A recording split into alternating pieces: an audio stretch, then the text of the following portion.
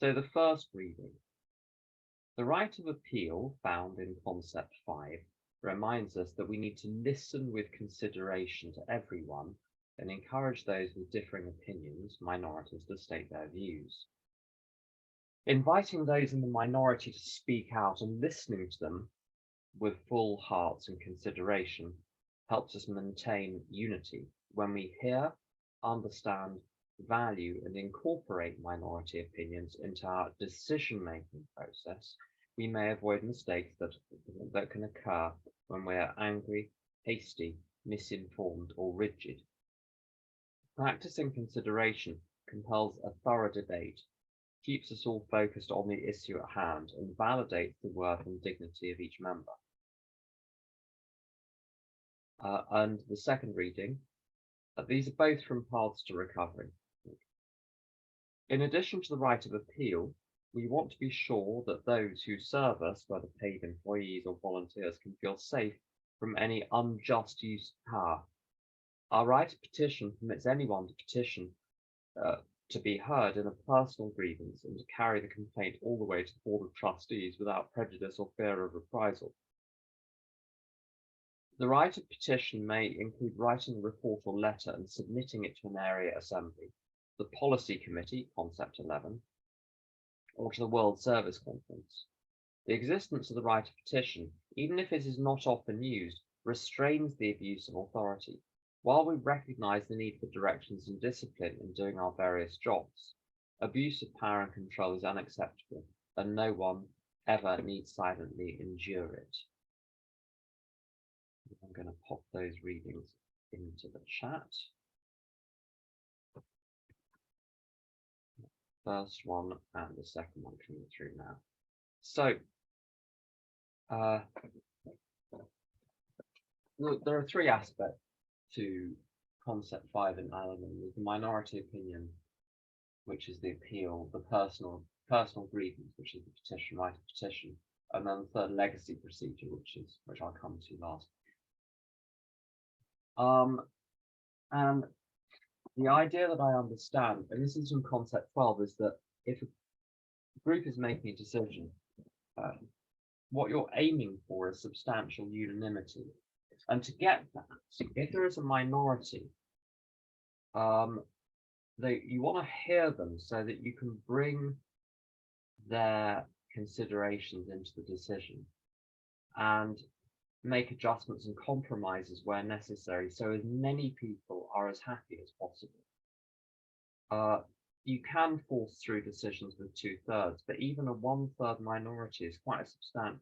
That's quite a minority, 1/3 of the people in the room, whose views are not there in the decision being made. And this is all very nice. So you make a decision and you ask for a minority opinion, and then you maybe adjust the proposal, you mitigate the decision in a couple of ways. But there are my experience is some real dangers with this. Lots of groups have very, very protracted business meetings and group conscience meetings.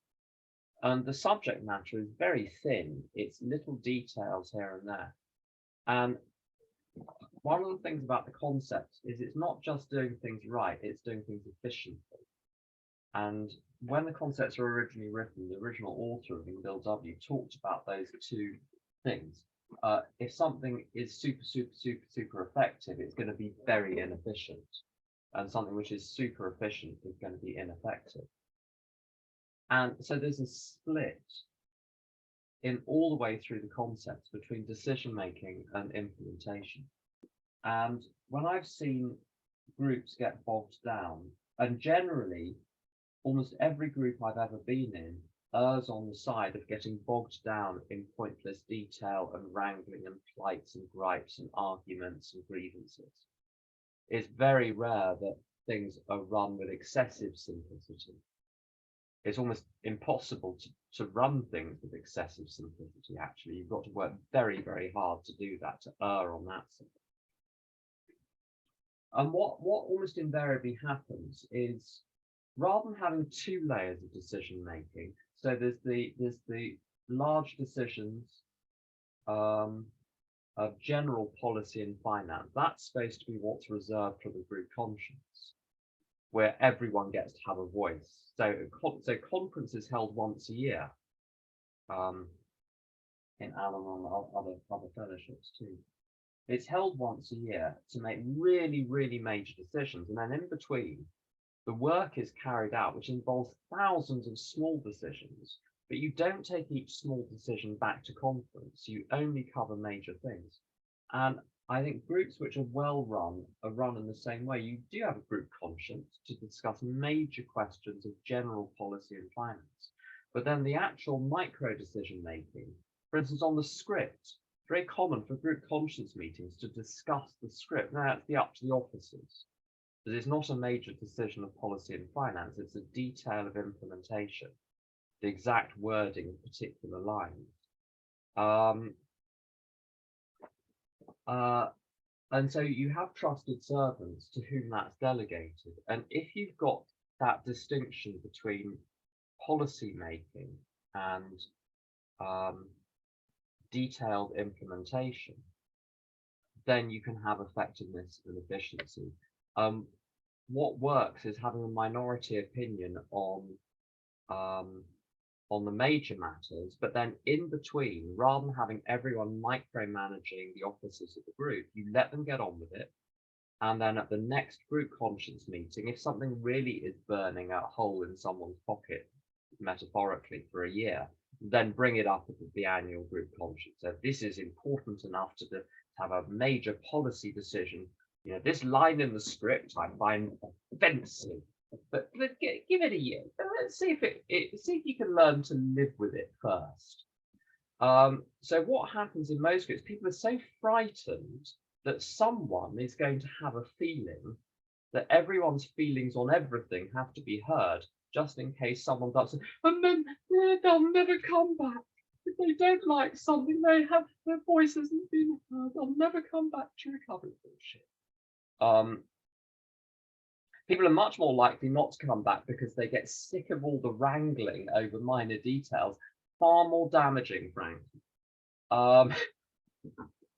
So the minority opinion is terribly important, but if it goes too far, then the content of group discussions is dictated by the angriest people in the room. So the people with all the plights, the gripes, the grievances, the people who are constantly offended by everything, they're the ones who are setting the agenda. They're the ones who we don't stop discussing until, you know, Bobby's piped down. So once Bobby's happy, we can all go home. That's the tail wagging the dog.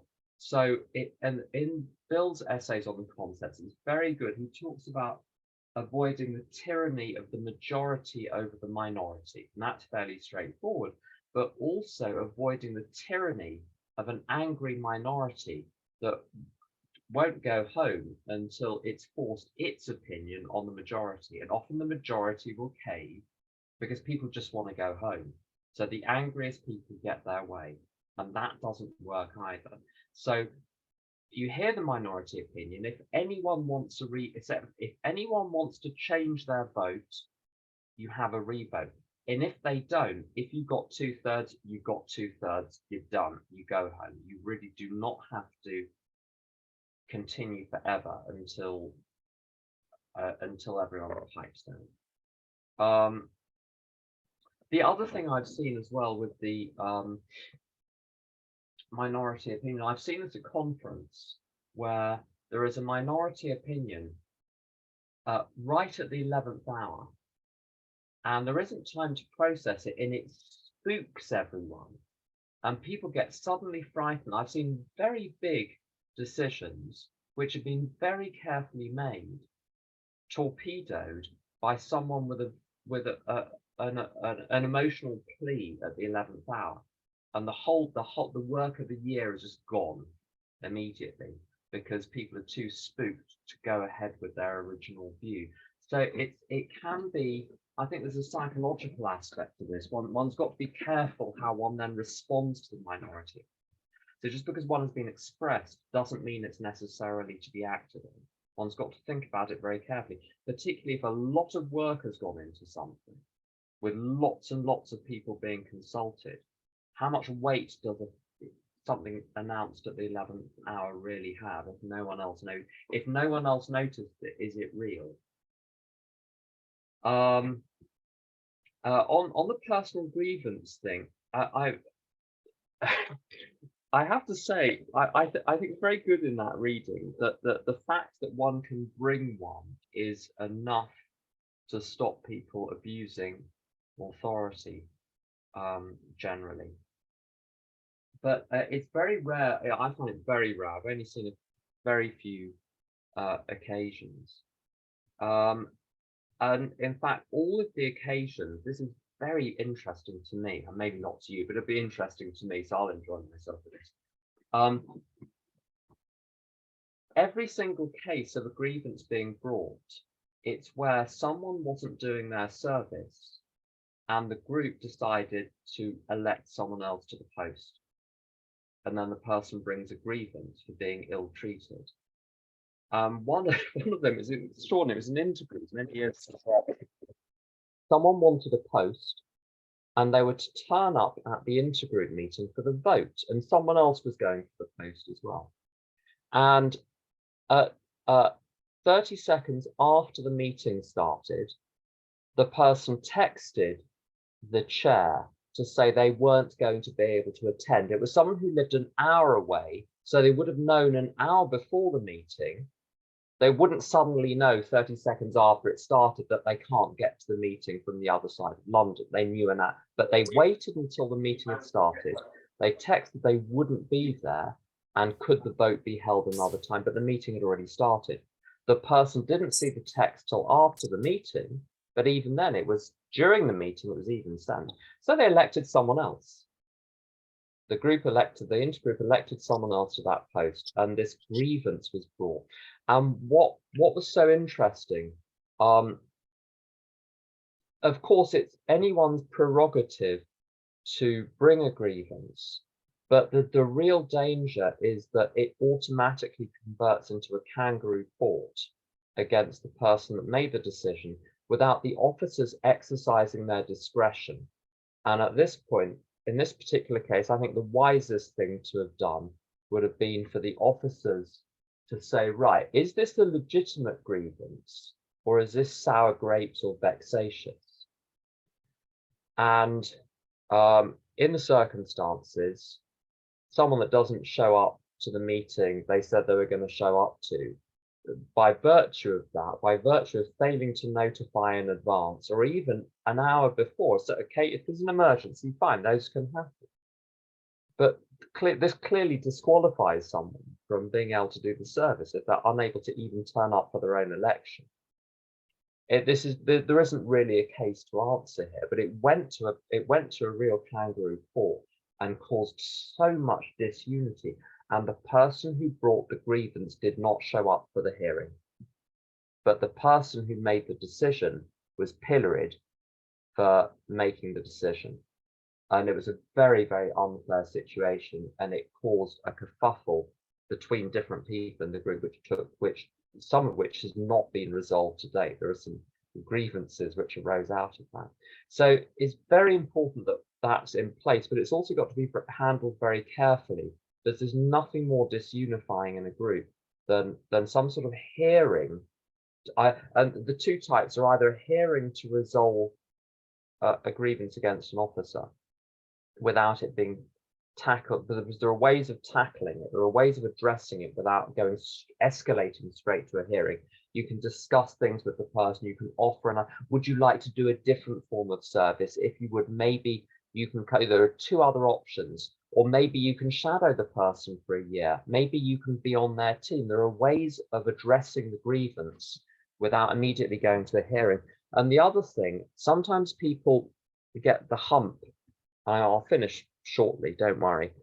Sometimes people get the hump in a meeting with someone else, and they decide that this is a group matter, and we're going to bring it to the attention of the officers.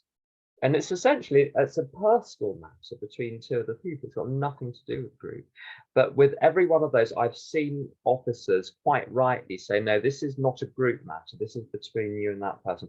If you want Sally to stop doing whatever she's doing, why don't you say, hey, Sally, please stop doing da da da da da. Because the group is not in charge of that. It's in charge of having a policy for harassment, um, sexually predatory behavior, and threats of and acts of violence. That's it. But those are general policies, and those are exceptionally rare. Almost all of the jip between people is a much lower level and is essentially of a personal nature. So the group doesn't rule the individuals.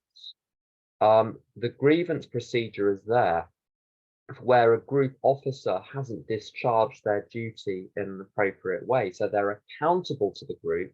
That's why the group has authority over what the officer is doing.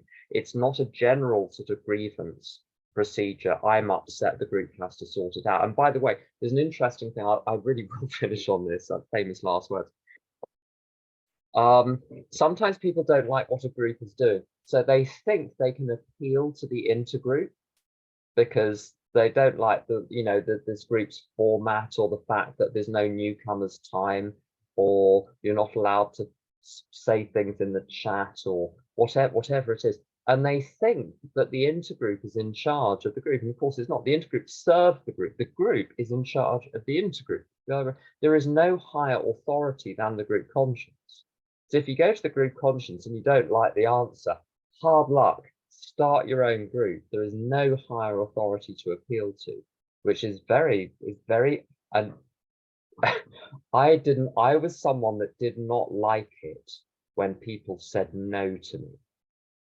I've got a history of responding very badly to no, and part of recovery is learning to hear a no and act on it. Not to block it out, but to acknowledge it mentally and then act on it. And on the other side, to learn to say no when it's appropriate, and not to relent,